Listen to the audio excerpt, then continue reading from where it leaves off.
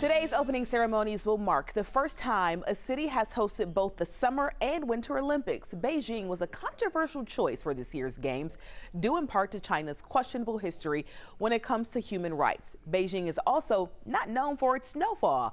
Why was an area with relatively little snow chosen for the Winter Games? Here's our Why Guy.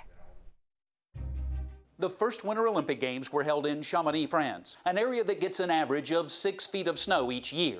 Compare that to Beijing, an area of China that gets an average of 6 days of snow each winter.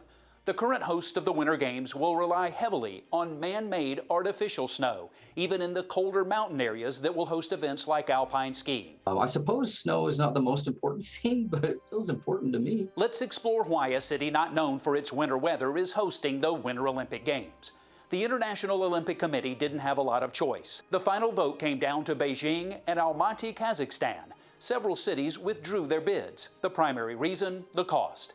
Dave Lunt of Southern Utah University is an expert on the Olympic bid process. He says the expense of hosting a Winter Olympic Games is a challenge. The International Olympic Committee is trying to decide where to put games, and one of the first is you have to have a willing population or a willing government. The use of artificial snow is becoming more common at the Winter Games. It's been used to varying degrees since the 1980 Games. I guess the technology is good enough that artificial snow is possible. They have to manipulate the snow anyway to get the conditions they want. Beijing hosted the Summer Olympic Games in 2008. Some of the facilities used then will be transformed for use during the Winter Games. One thing the IOC is looking for, at least maybe that's just how it has to be, is cities that have done it before, in the sense that they have experience, or maybe there's infrastructure in place. Environmentalists are concerned about the amount of water that will be required to create enough artificial snow for the Games, estimating it could take as much as 49 million gallons.